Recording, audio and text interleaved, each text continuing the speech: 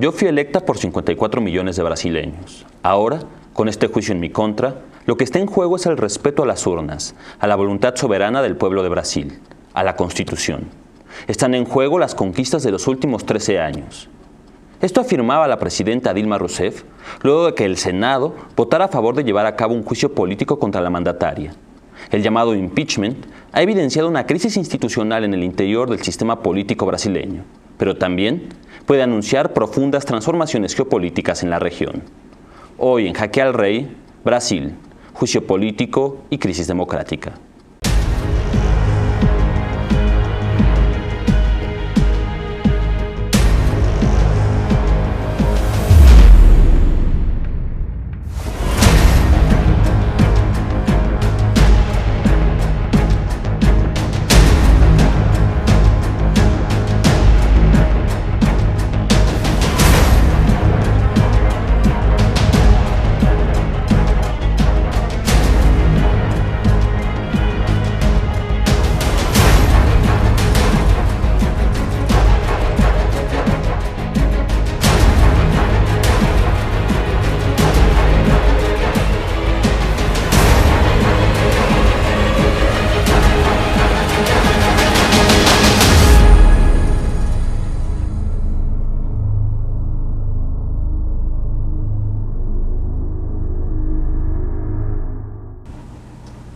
Bienvenidos a Jaque al Rey, un programa de debate político en el que cada 15 días analizamos la situación más importante a nivel nacional e internacional.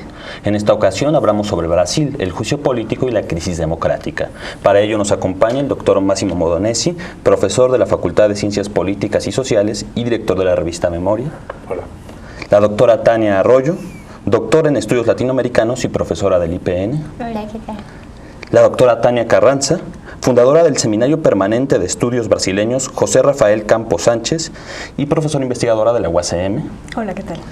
Y la maestra Cristina Cavalcante, del colectivo México Brasil contra el Golpe y maestra en Ciencias Sociales. Gracias por la invitación. Enseguida empezamos el debate, pero antes vamos a ver el tablero donde se llevará a cabo la partida. Martes 14 de junio, la Comisión Ética de la Cámara de Diputados votó a favor de despojar de su escaño a Eduardo Cunha, conocido por ser el arquitecto del juicio político que se lleva a cabo contra la presidenta de Brasil.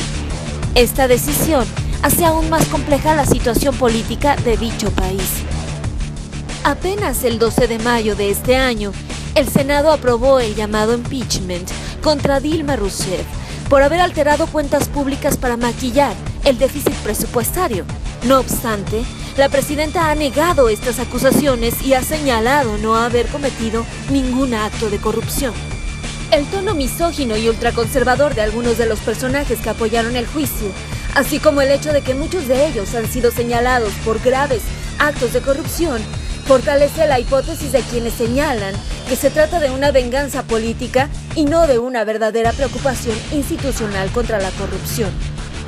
Ante esta situación, algunos mandatarios de América Latina y expertos internacionales han señalado que en realidad se trata de un golpe de estado de baja intensidad destinado a acabar con el gobierno progresista con mayor capacidad de injerencia económica en la región.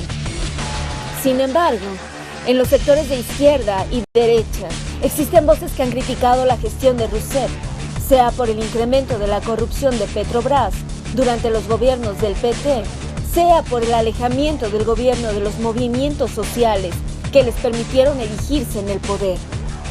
Como quiera que sea, la crisis política que vive Brasil ocurre en un contexto económico poco favorable. Hace unos días, el gobierno interino de Río de Janeiro declaró que la ciudad que albergará los Juegos Olímpicos se encuentra en una situación de quiebra financiera. Hoy en Jaque al Rey, Brasil, juicio político y crisis democrática.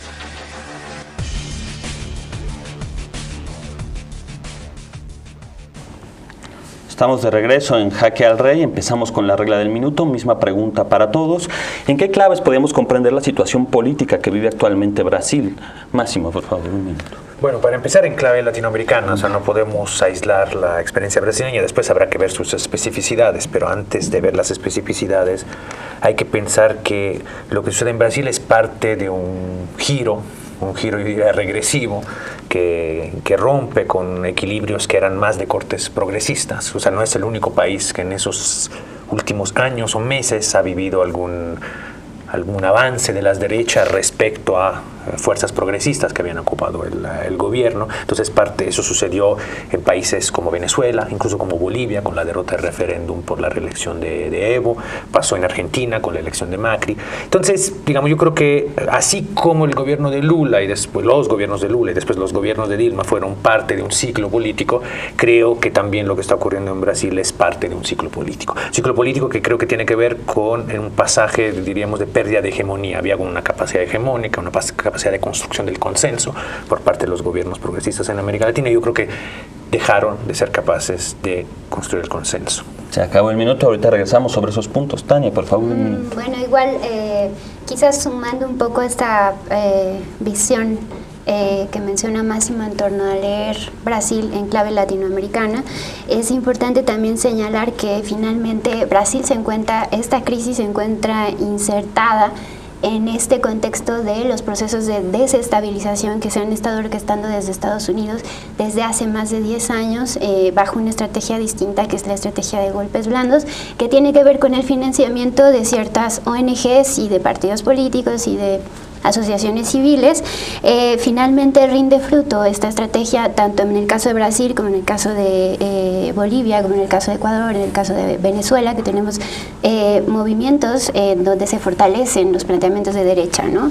Entonces, no es que sea una visión o la otra, sino que es sumamente necesario empezar a leer estos procesos, incluido el de Brasil, desde estas dos aproximaciones, ¿no? Sumando la capacidad o la incapacidad de manejo, ¿no?, de gestión política de estos gobiernos progresistas, y por el otro lado, sumar la estrategia de desestabilización que ha sido una constante en América Latina, no solamente en estos procesos progresistas, sino en los últimos. Perdón que te interrumpa, se acabó el minuto, vamos a regresar sobre esos puntos. Cristina, por favor. Bueno, yo estoy de acuerdo con lo que fue dicho. Yo creo que pensando específicamente en mi país, hay que frisar que eso realmente es un golpe de Estado. Entonces, yo creo que es necesario dejar de hablar de que estamos pasando por un proceso de impeachment, porque un impeachment es algo legítimo y se prevé en la Constitución, pero cuando hay efectivamente la existencia de un crimen de responsabilidad, y no es el caso. Entonces, yo leo este proceso como un golpe que no es solo contra la presidenta Dilma, sino contra todo el PT y la imagen que PT representa en Brasil, porque además de ser un gobierno de conciliación, es también un gobierno que ha atendido a los sectores que siempre fueron olvidados en Brasil. Es un gobierno que ha atendido intereses de diversos sectores del empresariado, pero es el gobierno también que ha logrado sacar 36 millones de personas de la extrema pobreza. Y el golpe, yo creo que es justamente lo que tiene por objetivo es cambiar este proyecto, que era un proyecto de conciliación que atendía a las demandas de los sectores más empobrecidos de la sociedad, e implantar un régimen neoliberal más duro. Entonces creo que a partir de esta perspectiva que es necesario comprender lo que se pasa en Brasil. Muchas gracias. Tania, por favor. Sí, gracias. Además de lo que han comentado los expositores anteriores a mí, yo añadiría la parte del interior de Brasil, es decir, las diferencias regionales. Estoy de acuerdo con que se trata de un proceso de golpe de Estado, y en todo caso también lo tendríamos que ver históricamente, es decir, no solamente como un proceso actual en 2016, sino como se vinieron gestando diferentes estrategias desde los años 60 hasta la actualidad, en donde no solamente se utilizaron las formas blandas, vamos a decir, como es el caso de este golpe, si se quiere entender de esa manera, sino también bastante violentas, ¿no? Una de ellas, por ejemplo, puede ser el manejo de medios de comunicación, muy importante, porque es también la forma de contención o de manipulación o de exacerbación de ciertos ánimos, y también la parte exterior, no solamente la parte de Estados Unidos, con la cual estoy completamente de acuerdo en analizarla, sino también, por ejemplo, actores que tradicionalmente, vamos a decir, en el escenario hegemónico de Estados Unidos no estaban presentes, como Rusia. Es decir, estamos hablando de un reposicionamiento, en este caso de tratados de libre comercio, en contra del BRICS o en contra de otras posiciones. Muchas gracias. Se han tocado temas sumamente interesantes. Empecemos quizás por entender ¿En qué contexto se da el juicio político y cuál es la situación económica y política que se vivía en Brasil para que esto haya podido suceder, ¿no? Cristina, si quieres comenzar, barra libre. Bueno, yo creo que el contexto del juicio político empieza en un proceso de disputas entre el Poder Ejecutivo y el Poder Legislativo. Es un facto que durante los gobiernos de Lula ha logrado hacer una política de conciliación con los sectores que siempre fueron opositores al PT, pero que le permitieron mantener su gobernabilidad. Y Dilma, al parecer, no logra o no quiere mantener esta política de conciliación y empieza a dejar de ceder a los intereses específicos que presentan el Congreso, ¿no? Representado principalmente por la figura de Eduardo Cunha, que fue su mayor opositor hasta el momento, ¿no? Que fue alejado de su puesto, y que mucho se habla que aprobó el pedido de impeachment en una especie de venganza política, porque políticos de PT habían votado favorables a la investigación de las denuncias de corrupción que habían contra él.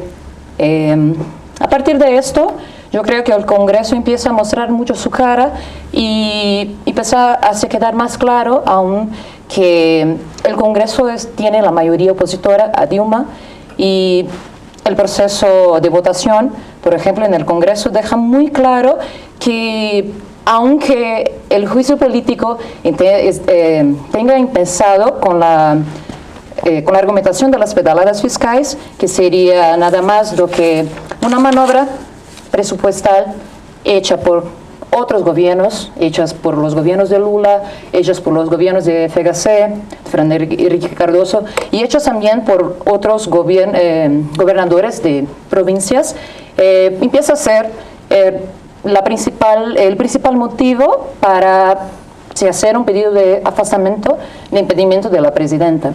Pero es sintomático pensarmos también que en la votación en el Congreso casi ninguno de los diputados habla de este motivo que llevó al pedido de juicio político. Entonces creo que se queda muy claro que lo que se estaban haciendo ahí era una política de conciliación entre ellos, ¿no?, de la oposición en el Congreso, para sacar a la presidenta, porque el programa de Lula, su política de conciliación, había se agotado.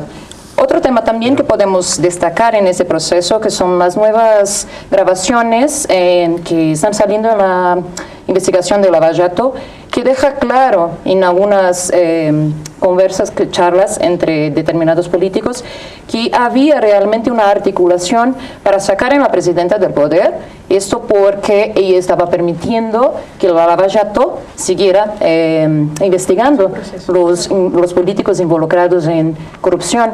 Entonces yo creo que el pedido de juicio político empieza de un lado por el autoritarismo de Cunha y la incapacidad de negociación entre ejecutivo y legislativo, y por otro lado también para frenar lo que serían las investigaciones de Lava Jato.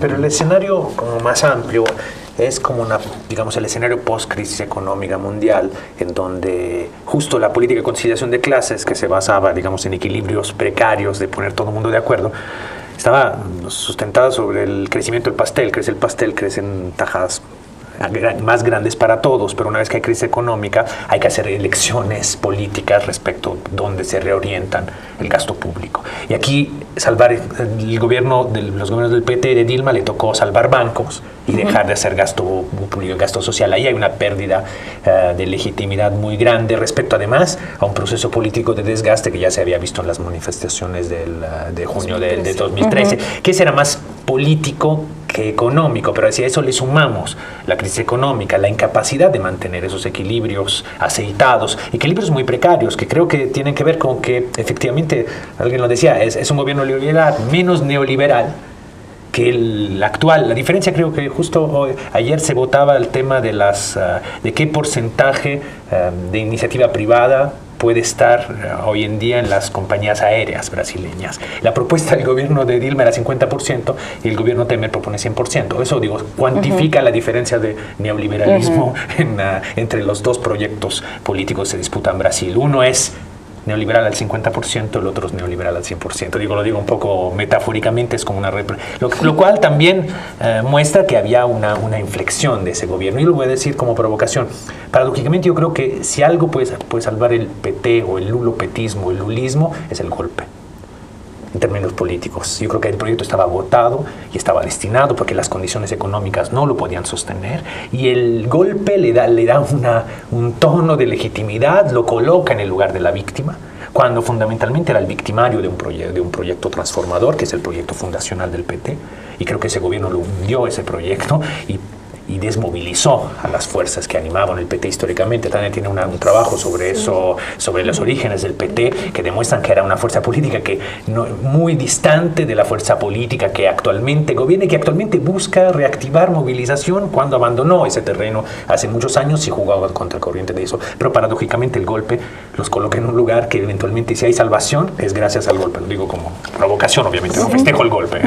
Sí, yo estoy de acuerdo contigo. Es decir, finalmente yo creo que si algo pudiéramos estar esperando en algunas posiciones de las izquierdas es que justamente se radicalizaran todos esos gobiernos progresistas, ¿no? Y yo creo que efectivamente puede suceder en este momento, no solamente por la reagrupación misma del PT como tal, que falta ver si va a ser así, sino por la movilización social, ¿no? Incluso el mismo Lula está llamando al Frente Popular en contra del golpe, y eso creo que le va a dar mucho revuelo, sobre todo pensando en las elecciones de 2018, ¿no? Y yo también estoy de acuerdo con el asunto de lo privado y lo público en un 50-50 más o menos en los gobiernos. Yo les llamaría no solamente al del PT, sino a varios en América Latina post-neoliberales, ¿no? No quiere decir que sean exactamente de programas socialistas, ni mucho menos, sino que por lo menos empezaron a invertir en materia de desarrollo social, ¿no? Y eso hace una diferencia con los gobiernos neoliberales. Sin embargo, a pesar de todas estas pequeños puntos privatizados, uno de los que a mí me parecen principales sería en Petrobras. No le es suficiente a la derecha brasileña y a la derecha del mundo, quiero decir, ¿no? Es decir, no basta con esas pequeñas participaciones privatizadoras, sino que se necesita una cosa mucho más grande. Entonces yo creo que el escenario nos está planteando un objetivo fundamental, que es el de Petrobras. Petrobras tiene una parte, digamos, que es la famosa presal, ¿no? El presal está invirtiendo algo así como el 75% en salud y el 25% en educación. Entonces estamos hablando de que efectivamente se están promoviendo los programas sociales a un costo muy alto para los empresarios, porque si estamos hablando de Petrobras, estamos hablando de una empresa que maneja cantidades enormes de reales, y esto no solamente produce ganancia, vamos a decirlo así, en términos de acumulación de capital, sino sobre todo la propuesta, el proyecto de presal es exploración y producción de petróleo, no solo en Brasil, sino en cualquier lugar del mundo, y por lo tanto también un desarrollo en tecnología, en industria, en ingeniería, y todas las ramas que de eso se desprenden, ¿no? Es decir, estamos hablando de inversión en química, en petroquímica, en farmacéutica, etcétera. Y eso es muy, muy importante de detenerlo para cualquier visión, vamos a decir, de derecha, que intenta que todo eso no se acumule en términos de generar una soberanía nacional o de facilitar incluso empleos a las próximas generaciones, sino de controlarlo ellos como capital privado, ¿no? Y también, desde luego, aquí tenemos el papel de Estados Unidos, porque acuérdense que Estados Unidos, si algo hace, es importar petróleo. Claro. Y mientras haya un conflicto como el que él mismo ha provocado en Medio Oriente, de algún lado tiene que sacar petróleo. Desde luego nuestro país es el que está ahí en primera fila, pero también tendrían que estar en un momento determinado Venezuela y Brasil. Esto quiere decir que Brasil no solamente se ve como un objetivo aislado, sino como un objetivo de control hegemónico en toda América Latina. Bueno, igual siguiendo con esta línea, creo que habría que hay algunas como pruebas sustanciales en la lectura de la crisis a corto plazo. Me gustaría señalar algunos datos que menciona Pablo Gentili, ¿no?, con respecto a que 60% de los representantes legislativos brasileños que promovieron esta iniciativa pues tienen iniciados procesos judiciales, ¿no? O sea, están denunciando la corrupción cuando ellos tienen procesos iniciados de corrupción, ¿no? Entonces, ¿qué nivel de cinismo puede operar en un sistema político que está podrido por dentro? Eso, evidentemente, Dilma tiene una gran parte de la responsabilidad, porque esto era evidente a todas luces, se leía desde hace muchísimos años, ¿no?, que el nivel de putrefacción de un sistema político. Entonces, de alguna manera, hay que iniciar como con ese proceso de recomposición del sistema político brasileño, y bueno, eso era evidente, se pudo haber evitado de alguna manera, o sea, pudo haber hecho algo al respecto, y me parece que en la lectura también un poco más a mediano plazo se tienen que observar dos grandes errores políticos de Dilma que tuvieron que ver con el manejo de las cuestiones sociales cuando el Mundial en Brasil, ¿no?, en donde ella incluso recurrió a las asesorías por parte de Estados Unidos con respecto al control y manejo de las situaciones de seguridad en el contexto brasileño. Entonces ella en su momento abrió la puerta, ¿no?, a que hubiera de alguna manera labores de inteligencia por parte de Estados Unidos realizadas en Brasil. Y otro gran error es el manejo político que se ha hecho de la crisis de Petrobras, ¿no?, que los niveles de corrupción también eran evidentes hace muchísimos años y que se tenía que haber, hacer una estrategia de limpieza de Petrobras para que pudiera funcionar bajo niveles de transparencia que le dieran la legitimidad necesaria al gobierno de Dilma, ¿no? Perdona que te interrumpa, tenemos que ir a un corte, estamos en Jaque al Rey, regresamos después de una pausa.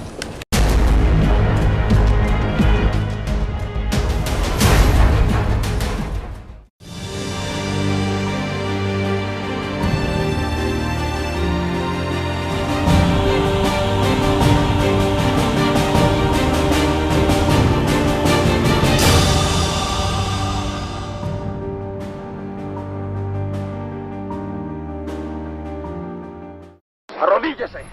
¿Para qué? Estoy a la altura de las balas.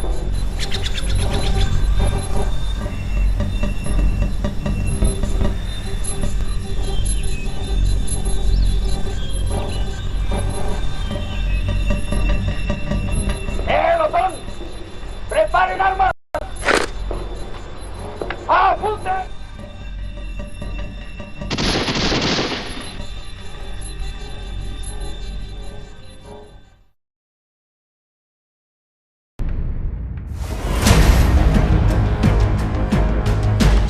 Estamos de regreso en Jaque al Rey. Tania, estás planteando un punto. Bueno, y finalmente la crisis leída en términos en el largo plazo, habría que observar justamente que Brasil tiene un papel protagónico para América Latina, a la par, ¿no?, del liderazgo que ha llevado Venezuela en los últimos años. Bueno, Brasil estaba apuntalando una serie de estrategias de integración y digamos de promoción del regionalismo latinoamericano. Eso pues evidentemente se puede considerar como una afrenta directa a el control que ha tenido históricamente Estados Unidos sobre América Latina. Entonces había que desgajar todos esos procesos de integración, y eso incluye desestabilizar Venezuela, incluye desestabilizar a Brasil y a todo aquel país que se pueda, digamos, que tenga una participación estratégica en estos procesos de integración, ¿no? Entonces evidentemente se conjunta una derecha que no está de acuerdo con un semiproceso, ¿no?, que de alguna manera tiene o establece políticas de desarrollo social, ¿no?, que tampoco es una propuesta antineoliberal, como lo han señalado, pero que sin embargo atenta contra los intereses de clase, ¿no? Y esa articulación de clase se da justamente con los intereses que mantiene el Departamento de Estado intensamente e históricamente con los países de América Latina. Eso no es distinto y se puede leer en prácticamente todos los países de América Latina, incluidos Bolivia, Ecuador, Venezuela, y la lista continuaría, ¿no? Y creo que eso es importante considerar como las generalidades, como las especificidades de los procesos que viven todos los países de América Latina, y creo que esos elementos son coincidentes en prácticamente todas las crisis que enfrentan los procesos progresistas en este momento en América Latina. Con los elementos que han dado, digamos que tendríamos una coincidencia de factores en los cuales se uniría un conjunto de errores políticos por parte de INMED, pero también algo que sería más profundo, que es el hecho de que en última instancia el modelo político brasileño y económico no es un modelo que cambie las políticas extractivistas de un capitalismo neoliberal, sino que se mantiene al interior de ellas, pero además esto en un ámbito regional en donde hay un acecho por parte del gran capital sobre esos países de América Latina. ¿Cómo se conjuntan esos factores y qué importancia tiene en la región de América Latina? Cristina, Máximo, quien quiera. Yo creo que sin duda son importantes y sin duda esa es como la configuración geopolítica que se está dando en torno a eso, y por eso con mucho sentido de la oportunidad, muchas fuerzas políticas, incluso movimientos sociales que estaban en la oposición, hoy en día están en contra del golpe, están tratando de, se están confundiendo respecto a lo que está pasando en América Latina, porque hay experiencia, se sabe, lo que está en juego. Ahora, el problema es que yo creo que, hablando de errores políticos, que yo creo que ni siquiera son errores políticos, un error político, es algo bien pensado, pero mal hecho. Yo creo que hay un problema de proyecto, o sea, el proyecto está mal concebido, está concebido en el marco de las instituciones preexistentes. Si el PT se corrompe, es porque entra en el sistema de corrupción.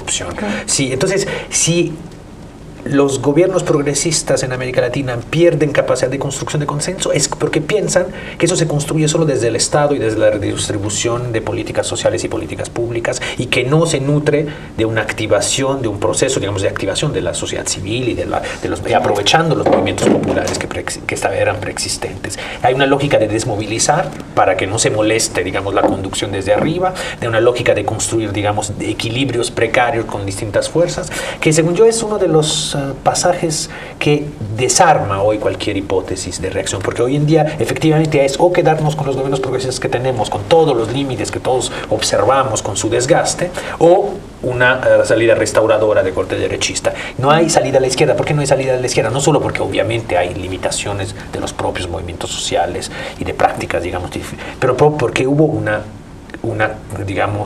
sistemática tarea de desmantelamiento de aquellos espacios que estaban activos. No se promovió, por un lado se desmanteló, incluso se criminalizó y se judicializó en algunos casos precisos, en algunos países latinoamericanos, en el caso de Brasil en particular, bueno, no sé si en particular, creo que en Ecuador en particular, pero bueno, en Brasil de forma sistemática. Entonces, por lo tanto, ¿cuáles son los recursos para resistir a esas situaciones? Que el caso de Brasil, insisto, tiene la ventaja de que fue un golpe y no fue una elección la que destituyó a Dilma. Entonces la capacidad de reacción vía movilización aparece en el escenario. En otros países latinoamericanos no están ni siquiera en el escenario, porque fueron destituidos vía electoral. E incluso yo me pregunto qué hubiera pasado en 18 sin el golpe, con todo ese proceso de movilización, con media de por medio, valga la redundancia, con políticas norteamericanas de por medio. O sea, todo está en juego. No pretendo que sea un puro desgaste interno en espacios cerrados, autorreferidos, pero hay un desgaste que en otros países hace que, el caso venezolano es particularmente dramático respecto a eso. Uno puede hablar de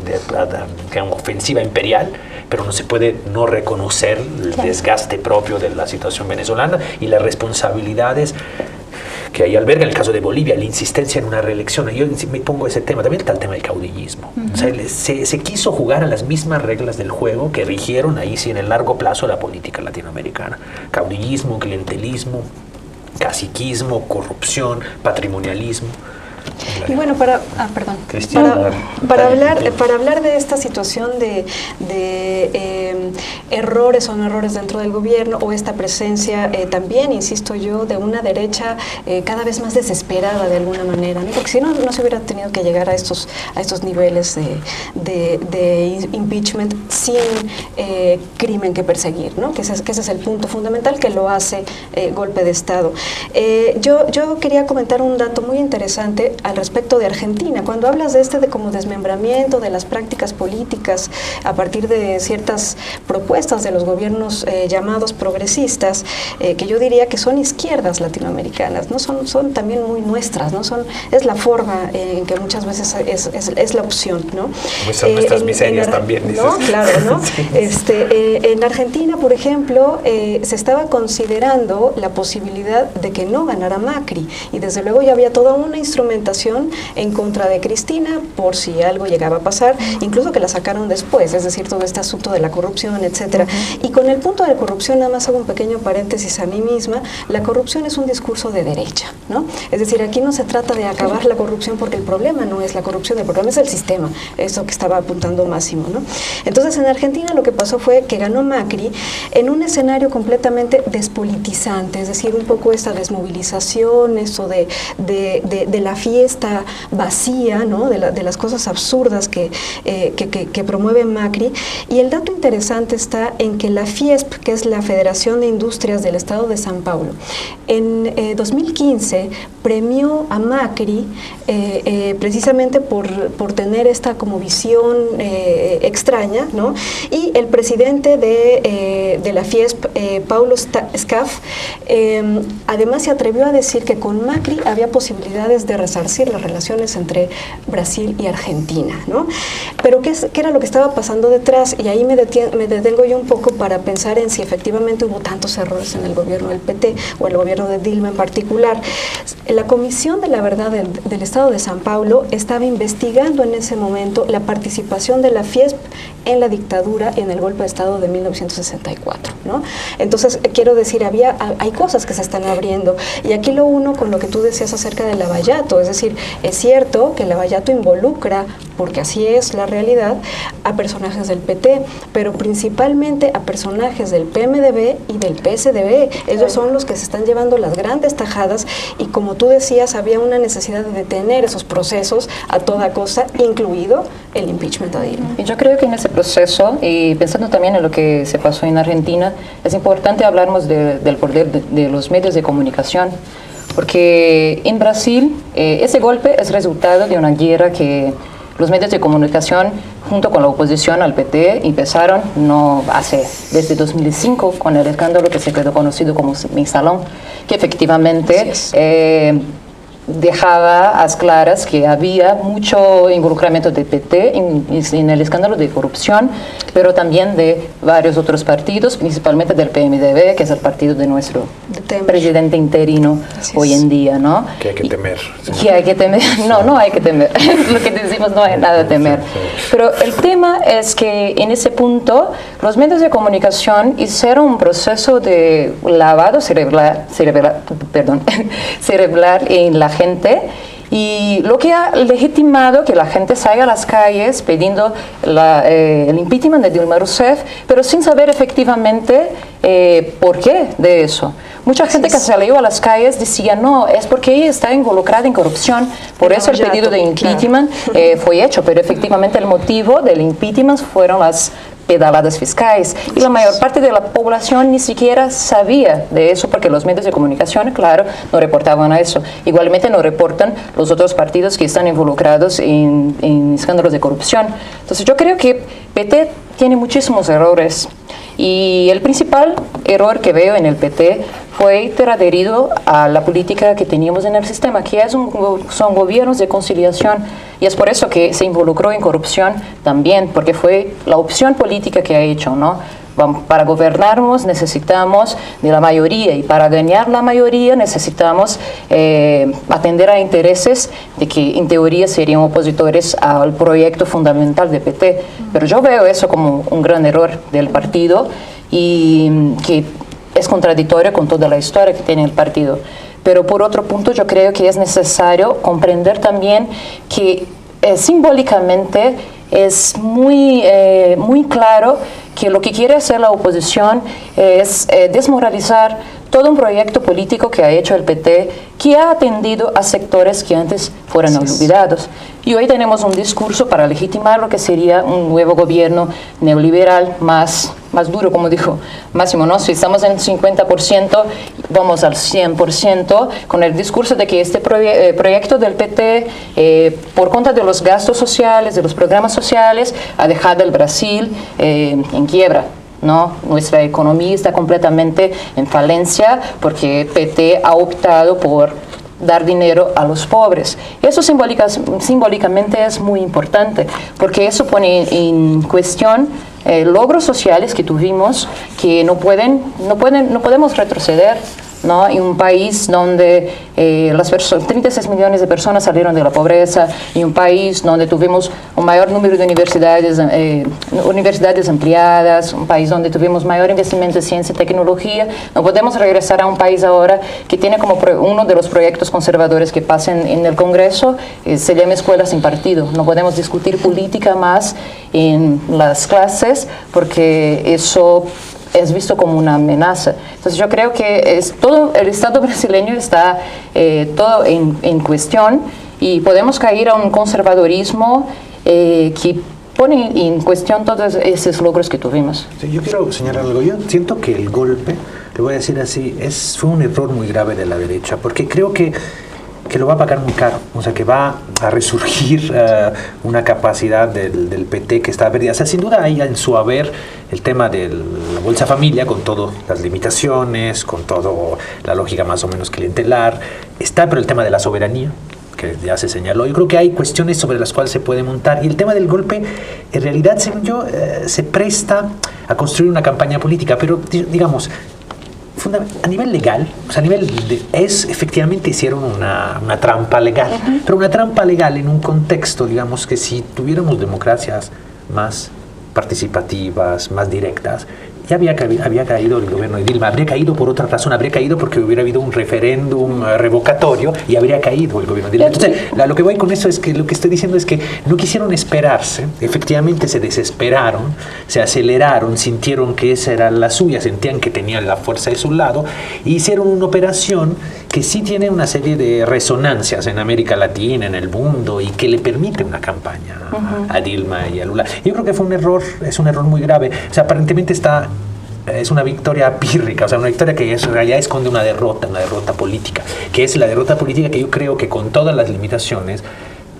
el lulopetismo sí construyó, sí se asentó como proyecto de poder, incluso como proyecto de poder en el peor sentido de la palabra, un proyecto de poder que sí está anclado en ciertos sectores, que tiene ciertas relaciones, digamos, muy fuertes con aparatos sindicales, aparatos de los fondos de pensiones, con los bancos que fue salvando. O sea, yo no estoy tan seguro, yo creo que logró quebrar, o sea, en esa conciliación, la unidad de las clases dominantes brasileñas. Es decir, el PT es una alternativa para las clases dominantes brasileñas, fue una alternativa incluso para cierta gobernabilidad en el sur de América Latina, para un Estados Unidos no capaz de tomar la delantera. O sea, un Estados Unidos en crisis deja gobiernos progresistas como una forma, digamos, de gobernabilidad progresista. Un Estados Unidos capaz de volver a tomar la iniciativa puede efectivamente darse el lujo de apretar ciertas tuercas y de volver a tomar un control más fuerte. O sea, su economía lo requiere, por otra parte. O sea, una economía que ya requiere abrir mercados, que requiere... Entonces, lo digo porque me parece que aquí podemos empezar a imaginarnos, saber un poco cómo se da la correlación de fuerza. Yo creo que estaba acorralado totalmente en la lona el proyecto petista, y ahora recupera cierto aliento, incluso respecto a las elecciones 2018, que desde mi perspectiva, a pesar que regresaba Lula con toda su aura de la época de bonanza y del padre de los brasileños, iba a tener serios problemas y la derecha no tenía... O sea, tenía la fuerza de las movilizaciones. O sea, los que movilizaban en Brasil no era la izquierda, no eran los movimientos sociales, era la derecha. Perdón que los interrumpa, ahorita quiero escuchar tu opinión. Okay. Regresamos después de un corte a Jaque al Rey.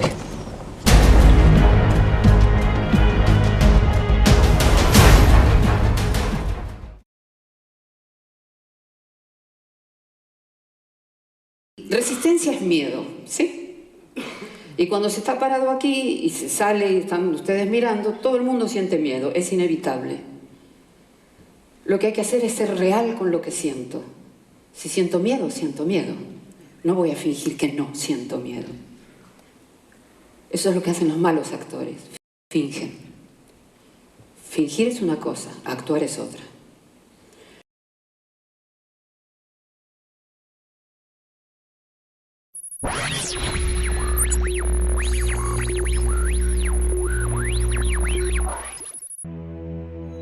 Sabemos que están allá afuera, podemos sentirlos. Sabemos que allá arriba tienen miedo a que la gente se informe, temen al cambio. No conocemos el futuro. No hemos venido a decirles cómo acabará esto. Hemos venido a decirles cómo va a comenzar. Cuando termine esta señal, podremos ver lo que allá arriba han callado. Les mostraremos un medio sin nexos con los poderes fácticos, un medio de comunicación crítico e independiente. ¿A dónde vamos? Es una elección que podemos construir juntos.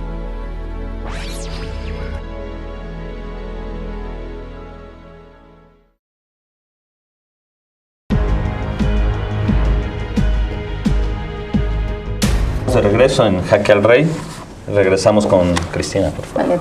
Yo estoy de acuerdo con lo que Máximo estaba diciendo y quería solo complementar. Yo creo que la derecha se desesperó y ha tenido que hacer este golpe de Estado porque el proyecto político económico que tienen no es aceptado ni mismo por la clase media, que es quien está en las calles defendiendo el impedimento de Dilma Rousseff.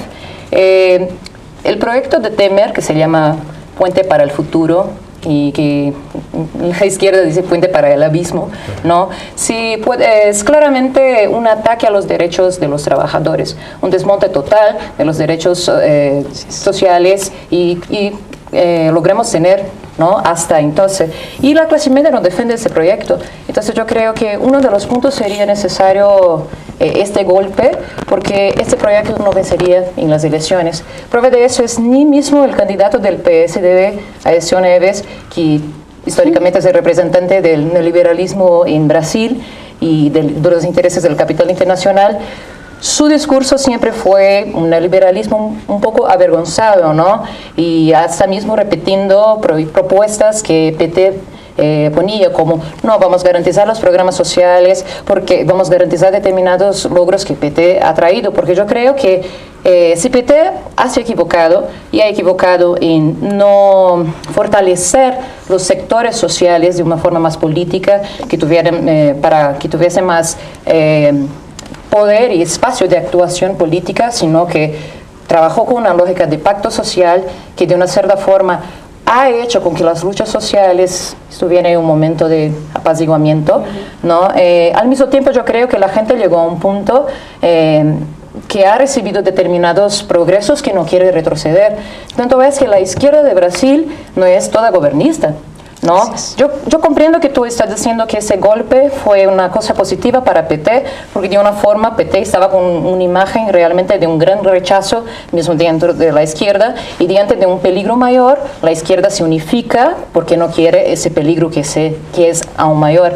Pero yo creo también que si Dilma Rousseff logra regresar a la presidencia, ella va a tener mucho trabajo, tanto para poder gobernar por la oposición en el Congreso, pero también social. Jalarla como su secretario de gabinete, no va a tener problemas. Bueno, sí, pero ni toda sí, pero hay que tener esto en cuenta. Buena parte de la izquierda que está hoy en las calles defendiendo la democracia es muy crítica a los gobiernos de Dilma Rousseff. Y principalmente cuando inició su segundo mandato, ya con un paquete de ajuste fiscal, exacto, de contención de gastos, sacando ya derechos, parando la política de valorización del sueldo mínimo, o sea, poniendo en práctica un proyecto que no fue el proyecto que ha ganado en las urnas, ¿no? Yo acá hay varios elementos que se han mencionado que me parece que es importante recuperar. El proceso, por ejemplo, las derechas, ¿no? Que parecen rearticularse en prácticamente toda América Latina. Yo creo que se les da demasiado crédito. Yo tuve la oportunidad de trabajar con de analizar, ¿no? Cómo se reconfigura la derecha venezolana.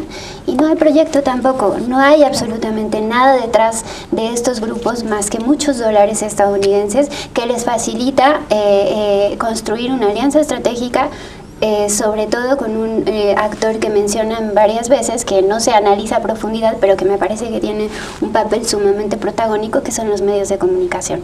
Entonces, se articulan las derechas a la par de las grandes pantallas de televisión, de los grandes medios masivos de comunicación, y es a partir de eso que dan esta impresión de desestabilización, cuando en realidad hay que ir a los países para visibilizar realmente lo que está sucediendo y de qué dimensiones son estas crisis políticas que que tanto se habla en los medios de comunicación, ¿no?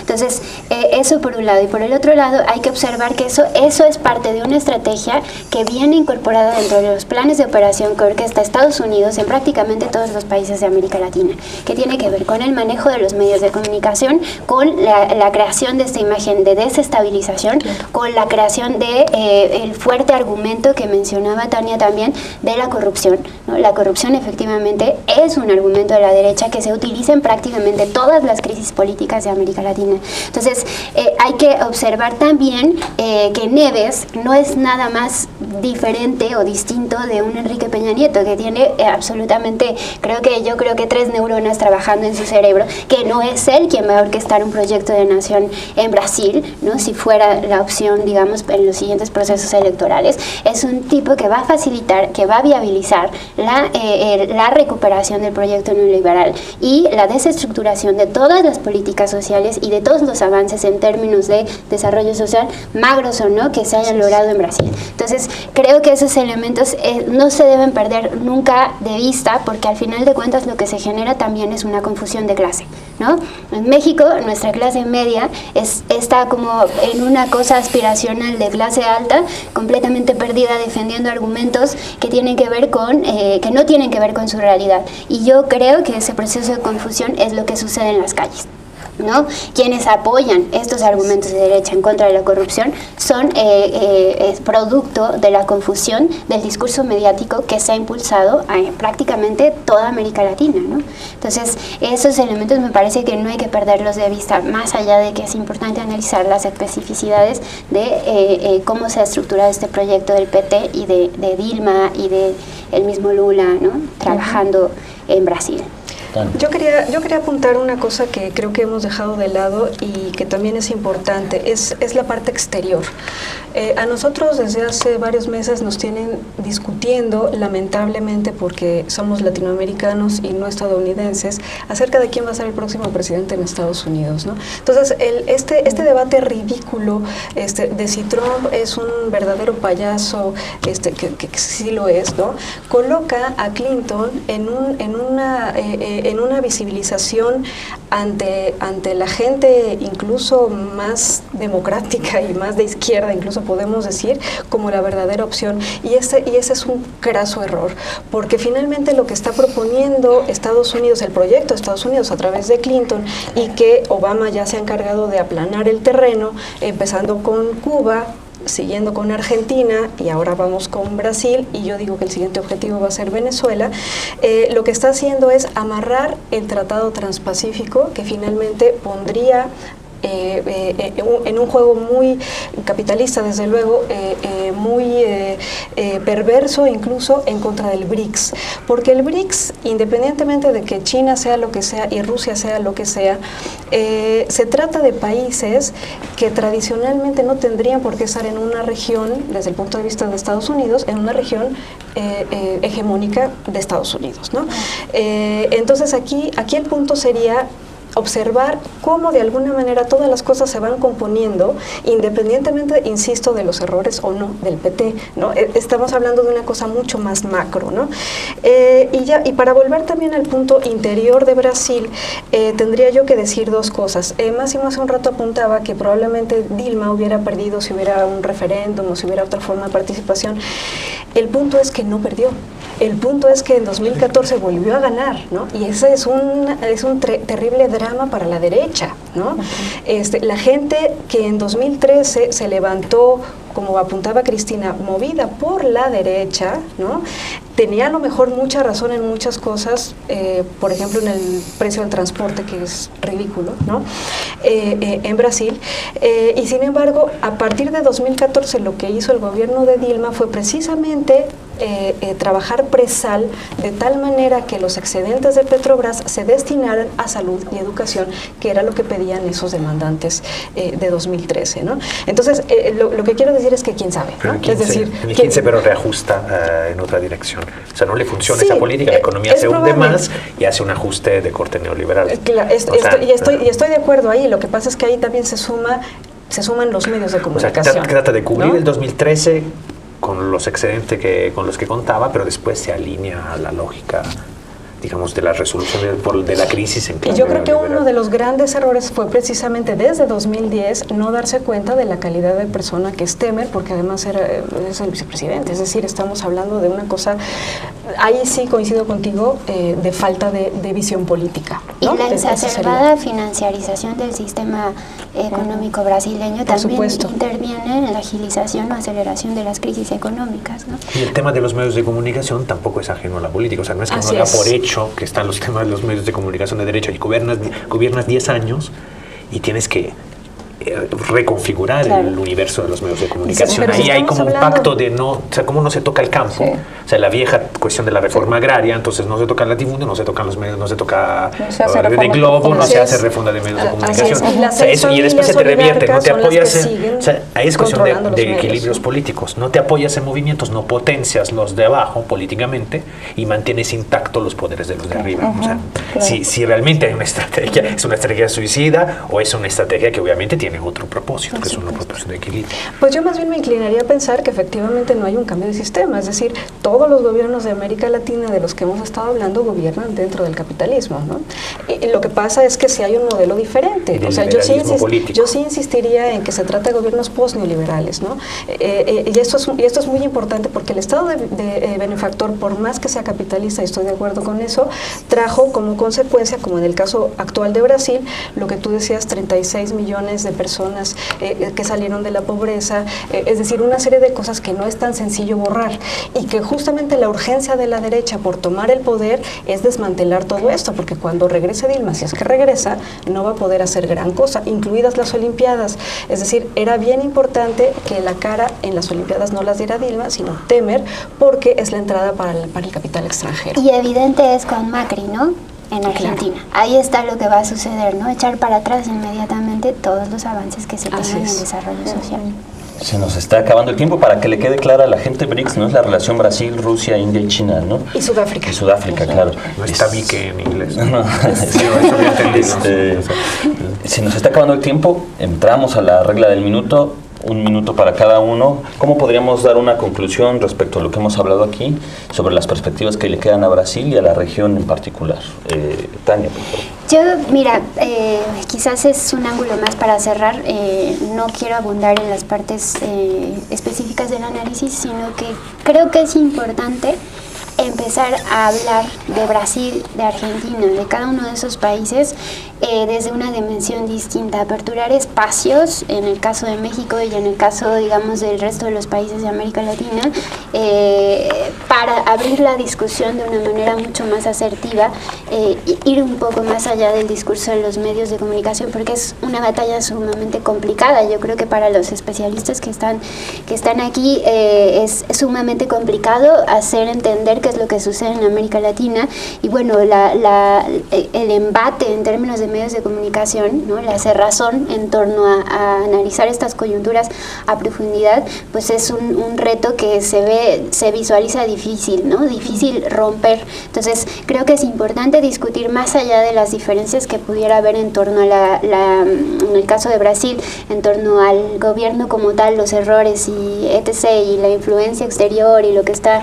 en el debate interno. Creo que es importante que se comience a discutir a América Latina pensando en México como parte de América Latina, ¿no? O sea, no centrarnos, ahora parece ser que nos preocupa más quién es el presidente de Estados Unidos que el propio presidente de México. Entonces, creo que es importante que México voltee hacia América Latina para empezar a visualizar alternativas y cuestiones distintas y dimensionar la crisis de América Latina desde una perspectiva mucho más abierta, ¿no? 1 minuto largo, Cristina. Bueno, yo creo que además de los errores y de los aciertos de PT, hay que pensar el proceso que estamos pasando en Brasil, y creo que es un movimiento en ascensión en Latinoamérica como un proceso realmente de agotamiento de esos gobiernos progresistas que, más allá de no tener hecho grandes reformas profundas, y efectivamente no lo hicieron, porque si tuvieran hecho no estaríamos corriendo el riesgo ahora de perder todo después de una década, ¿no? Estamos pasando por un momento de ascensión del conservadurismo y de la derecha. Y eso es muy preocupante. Hablando específicamente de mi país, estamos pasando por un momento ahora donde la intolerancia política está muy fuerte y creo que la principal preocupación viendo este ataque a la democracia es pensar, además de ese ataque a la democracia, pensar ideológicamente las consecuencias de esto. Si ese golpe se efectúa y el impedimento de Dilma realmente se realiza, por concreto, creo que 54 millones de votos van a estar siendo echados a la basura. Y esa es una cuestión muy grave, pensando en la fragilidad de las democracias que tenemos en América Latina, ¿no?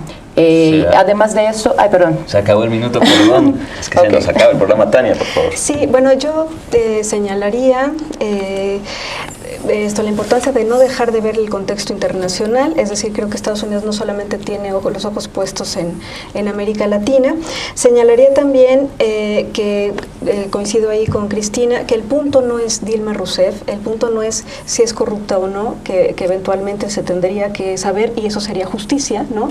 Creo que lo que tenemos que subrayar es que el impeachment es a todas luces injusto y eso, insisto, es lo que lo vuelve golpe de Estado, sino que aquí lo que se está atentando es en contra de la democracia, más allá de situaciones partidistas o de situaciones incluso personales.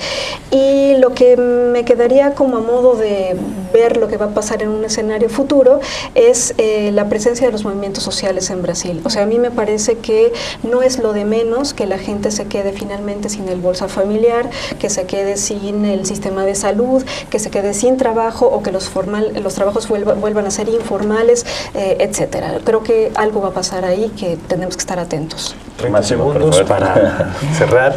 Creo que esa es la variable. O sea, si hay elementos fijos, fija es la intervención norteamericana como intereses de fondo, fija es cierto determinismo económico del mercado mundial, o sea, son constantes. La variable es la lucha política. Es la misma variable que permitió el gobierno de Lula, el primer gobierno de Lula. Entonces hay que regresar al terreno del conflicto social, de la lucha de clases, de la movilización, para restablecer las condiciones que se perdieron incluso por la responsabilidad política de los gobernantes del PT. Muchas gracias. Antes de terminar, queremos mandar un saludo a nuestra audiencia en los Estados Unidos. Les recordamos que Rompeviento TV se transmite en televisión abierta en las siguientes ciudades de Estados Unidos: en Marin TV, en el área de la Bahía, en Marin Country, en San Francisco, en Berkeley, en Oakland, en Princeton, en New Jersey, en Palo Alto, California, Portland, Oregon, Filadelfia, Pensilvania, Fresno, California, Mountain View, California, Long Beach, California, Nueva York, St. Paul, Minnesota, Santa Rosa en California, Pasco en Washington y Vallejo en California. Esto ha sido Jaque al Rey, un debate como difícilmente verá en la televisión comercial. Gracias por acompañarnos y nos vemos dentro de 15 días en otro programa como este.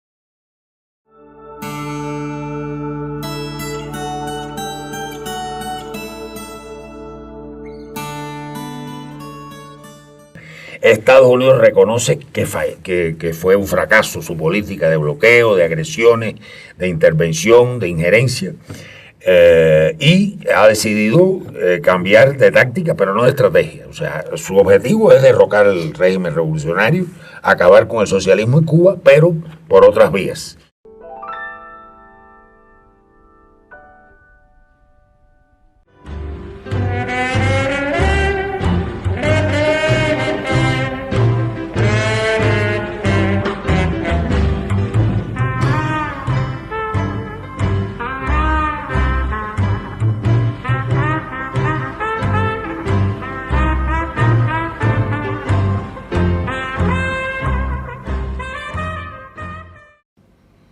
no hay gobernanza política.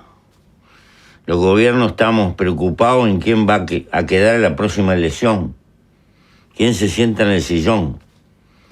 Estamos peleando por el gobierno y nos olvidamos de la gente, del problema mundial. No hay crisis ecológica, hay crisis política.